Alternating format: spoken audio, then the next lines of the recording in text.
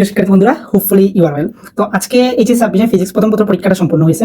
তো আমার অফলাইনে একটা স্টুডেন্ট কল দিয়ে বলছিল যে স্যার প্রশ্ন কি দেখছেন। তো আমি জিজ্ঞেস করলাম যে প্রশ্ন পরীক্ষা কেমন হয়েছে আর কি। তখন আমি প্রশ্ন দেখিনি। তখন বললো যে এমসিকিউ মোটামুটি হয়েছে স্যার, বাট সিকিউটা এইভাবে সিকিউ না দিলেও পারতো।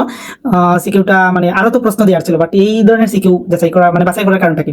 তো যাই হোক, তো প্রশ্ন তারপর আমি ডাউনলোড করলাম, প্রশ্ন দেখলাম, দেখে আসলে মনে হয়েছে যে গতানুগতিক দ্বারা যে ফিজিক্স প্রশ্নটা আসে এই প্রশ্নটা 2026 করে না। 2026 একটাও রিপিটেড মানে টাইপ যে রিপিট করবে এই ধরনের কোনো টাইপ রিপিটেড ইয়েও নাই।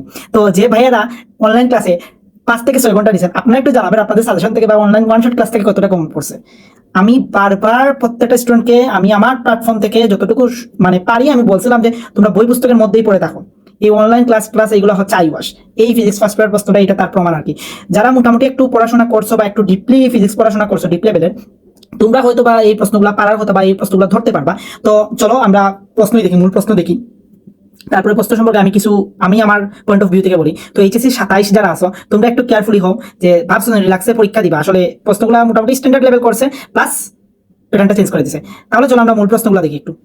এই যেমন ধরো প্রথম প্রশ্নটা আসছে, প্রথম প্রশ্নটা কি বলছে দেখো, 20 মিটার উঁচু দালানের ছাদ হতে 180 গ্রাম ভরের টেনিস বলকে, ঠিক আছে, টেনিস বলকে 65 এমএস আনুমানিক বেগে নিক্ষেপ করা হলো। দালানের পাদদেশ হতে 25 মিটার দূরে একটি পুকুর আছে, পুকুরটি 14 মিটার চওড়া। প্রথম কথা বলছে কি 0.7 সেকেন্ড পরে টেনিস বলটি ভরবেগের মান কত হবে। তার মানে তোমাকে ফার্স্ট অফ অল 0.7 সেকেন্ড পরে বেগটা বের করতে হবে, তারপরে তুমি কি করবা যে আমাদের কি বের করবো, ভরবেগটা বের করবো। তো আনুমানিক বরাবর উপর থেকে নিক্ষেপ করা হয়েছে, তাহলেও কিন্তু এটা প্রাসী। এখানে তো আমার চিত্র ডকরা যাবে কিনা আমি জানি না, তো আমি বলে দিই। এই দেখো, আমি এই ধরো একটা বিল্ডিং, এখান থেকে আনুমানিক বরাবর নিক্ষেপ করছো, তার মানে এই যে কিছু দূর গিয়ে এইভাবে পড়বে আর কি, এইভাবে পড়বে। সো এইখানেও তুমি কি করতে হবে যে এইখানে তুমি একটা টান দিবা, এইভাবে টান দিবা, এইভাবে টান দিবা, তোমাকে 0.7 সেকেন্ড পরে বেগ বের করবা, তারপর বেগের সাথে পড়বে। সো যারা বেসিক ক্লিয়ার ছিল তারা কিন্তু এটা করতে পারবে। আচ্ছা, তারপরে বলছে কি নিক্ষেপণের বেগের মান কোন সীমার মধ্যে রাখলে উদ্দীপকের টেনিস বলটি পুকুর পার হতে পারবে।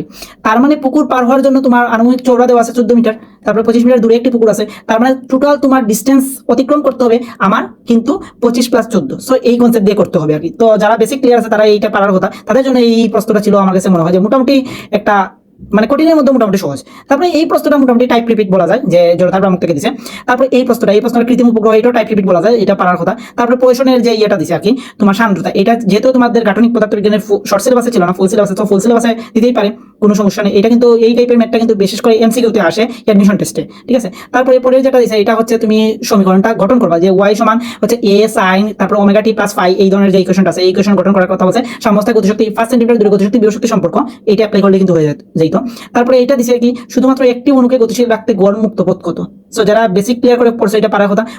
তারপরে ভেক্টর, আমি কিন্তু বলছিলাম ভেক্টর কিন্তু ভাই ঘুরিয়ে দিবে। এই দেখো ভেক্টর, তোমাদের আশা ভরসা সবকিছুই ভেক্টরে শেষ করে দিছে। এটা কিন্তু পোলাপাইন, বুঝতে পারছো? তো এখনো সময় আছে যে তোমরা ফিজিক্স সেকেন্ড পেপার, তারপরে রসায়ন প্রথম পত্র, দ্বিতীয় পত্র, তারপরে ম্যাথ ফার্স্ট সেকেন্ড, এগুলাতে একটু ভালো করে ফোকাস দাও, একটু নিজেরা একটু যাচাই বাছাই করে একটু অ্যানালাইসিস করে যে কোয়েকশনটা কি বলছে, কিভাবে করতে হবে।